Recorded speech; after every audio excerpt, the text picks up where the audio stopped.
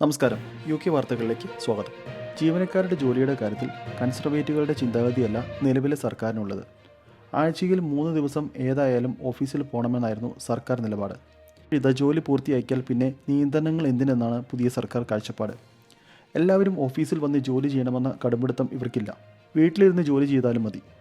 ഏതായാലും പുതിയ സർക്കാർ നയം മറ്റൊന്നാണെന്നാണ് ബിസിനസ് സെക്രട്ടറി ജൊനാർദൻ റയോൾസ് വ്യക്തമാക്കി. ജോലി ചെയ്യുന്നവർ വീട്ടിൽ നിന്ന് കൂടുതൽ കാര്യക്ഷമമായി ചെയ്യുന്നു. തൻ്റെ കീഴിലുള്ള department four business and trade ഓഫീസിലെ ജീവനക്കാർ വർക്ക് ഫ്രം ഹോം ആക്കുന്നതിൽ സന്തോഷമേ ഉള്ളൂവെന്നാണ് അദ്ദേഹത്തിൻ്റെ നിലപാട്. വീട്ടിൽ ഹാപ്പിയായി ജോലി ചെയ്യുക. വീട്ടിൽ ഹാപ്പിയെങ്കിൽ ജോലിയിലും തിളങ്ങുമെന്നാണ് അദ്ദേഹം പറയുന്നത്. 8,000-ഓളം പേർ ജോലി ചെയ്യുന്ന തൻ്റെ ഓഫീസിൽ അവർക്ക് രാജ്യത്തിൻ്റെ വിവിധയിടങ്ങളിലിരുന്ന് ജോലി ചെയ്യാമെന്നും അദ്ദേഹം പറഞ്ഞു. സർക്കാർ ജീവനക്കാർ വർക്ക് ഫ്രം ഹോം ആക്കുന്നതിനെ ക്യാബിനറ്റ് മന്ത്രിമാർ പിന്തുണച്ചു. വീട്ടിലിരുന്ന് ജോലി ചെയ്യാനും കുടുംബത്തോടൊപ്പം സമയം ചെലവഴിക്കാനും ഉള്ള നിലപാടിലാണ് പുതിയ സർക്കാരിൻ്റേത്. വാർത്തകൾ കേൾക്കുന്നതിനോടൊപ്പം നിങ്ങൾ ചാനൽ കൂടി സബ്സ്ക്രൈബ് ചെയ്യുക. നമുക്ക് അടുത്ത വാർത്തയിലേക്ക് കിടക്കാം. BBC radio Cambridgeshire make the difference അവാർഡിന് മലയാളി നേഴ്സ് അർഹയായി. കൂത്താട്ടുകുളം സ്വദേശി ടിൻസി ജോസിനാണ് അവാർഡ് ലഭിച്ചിരിക്കുന്നത്. ടിൻസിയെ കൂടാതെ ലിൻഡ ഹക്കിൻസൺ, ഷൈല ബ്രൗൺ, ബിലാൽ അസ്ലാം, വഹാരി റസൽ, വിക്കി ബേക്കർ, ജോർദാൻ ടിൽ എന്നിവർക്കാണ് വിവിധ വിഭാഗങ്ങളിലായി അവാർഡ് നൽകിയത്. പാർക്കിൻസൺ രോഗത്തെ ധീരതയോടെ നേരിട്ടതും തുടർ പ്രവർത്തനങ്ങൾക്കുമാണ് ടിൻസിക്ക് അവാർഡ് ലഭിച്ചത്. നേരത്തെ പാർക്കിൻസൺ രോഗികൾക്ക് വേണ്ടിയുള്ള ടിൻസിയുടെ പ്രവർത്തനങ്ങളെക്കുറിച്ച് BBC വാർത്ത പ്രസിദ്ധീകരിച്ചിരുന്നു. നോർഫോക്കിലെ ക്യൂൻ എലിസബത്ത് ഹോസ്പിറ്റലിൽ അക്യൂട്ട് മെഡിക്കൽ യൂണിറ്റിൽ നേഴ്സാണ് ടിൻസി ജോസ്. 2021 ഒക്ടോബർ മുതൽ പാർക്കിൻസൺ ഗ്രൂപ്പുമായി ചേർന്ന് പ്രവർത്തിക്കുന്ന NHSലെ ജീവനക്കാരുടെ ഗ്രൂപ്പിലെ സജീവ അംഗമാണ് ടിൻസി. കേരളത്തിൽ കൂത്താട്ടുകുളത്തിനടുത്തുള്ള ഒലിയപ്പുറം കാരിക്കുന്നേൽ പരേതനായ ജോസിൻ്റെയും മറിയക്കുട്ടിയുടെയും 7 മക്കളിൽ ഇളയവളാണ് ടിൻസി. ഭർത്താവ് ബിനു ചാണ്ടി സെയിൽസ് അസിസ്റ്റന്റ് ആയിട്ടാണ് ജോലി ചെയ്യുന്നത്. അലക്സ് ബിനുവും അലൻ ബിനുവുമാണ് ബിനു ടിൻസി ദമ്പതികളുടെ മക്കൾ. 5 വർഷത്തിനുള്ളിൽ വെയിറ്റിംഗ് ലിസ്റ്റ് ഗണ്യമായി കുറയ്ക്കുമെന്ന് ഹെൽത്ത് സെക്രട്ടറി.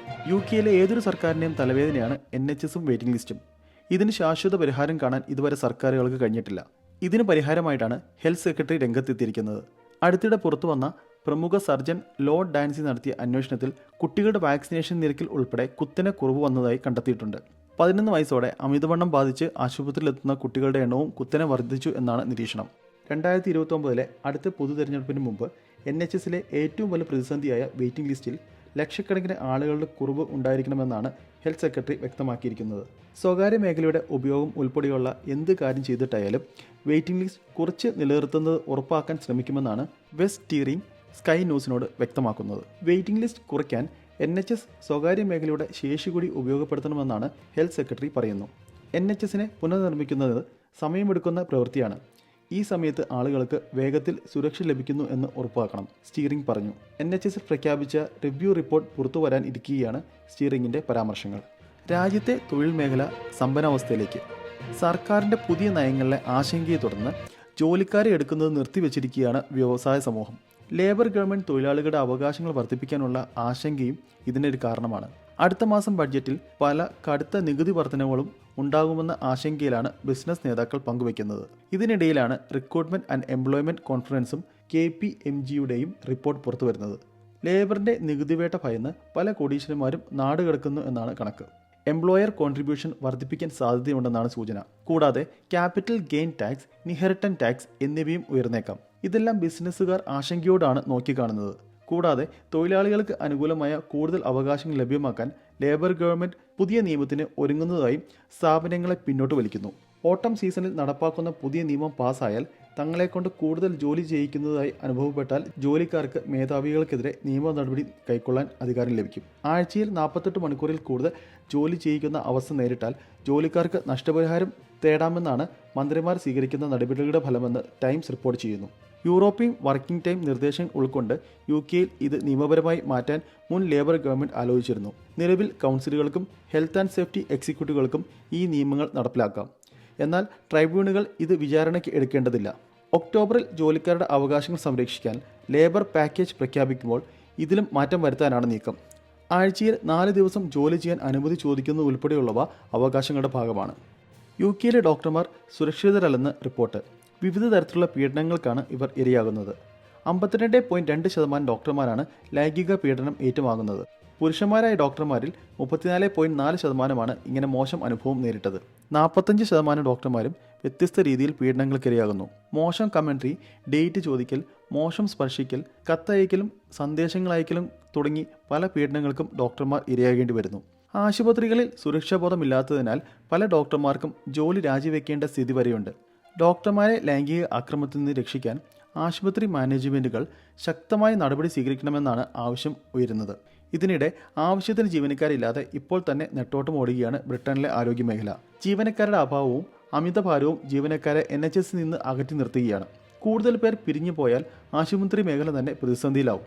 1260ഓളം NHS ജീവനക്കാരെ പങ്കെടുപ്പിച്ചായിരുന്നു അഭിപ്രായ സർവേ നടത്തിയത്. അടുത്ത 5 വർഷക്കാലം NHS തുടരുമോ എന്ന ചോദ്യത്തിൽ 27% പേർ സാധ്യതയില്ല എന്ന് പറഞ്ഞു. 14% പേർ തങ്ങൾ NHS വിടുമെന്ന് ഉറപ്പിച്ചു പറയുന്നു.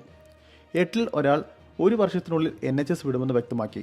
പകുതിയോളം പേർ തങ്ങൾക്ക് പരിചയത്തിലുള്ള ആരും NHSൽ ജോലി ചെയ്യുമെന്ന് നിർദ്ദേശിക്കില്ലെന്നും വ്യക്തമാക്കി.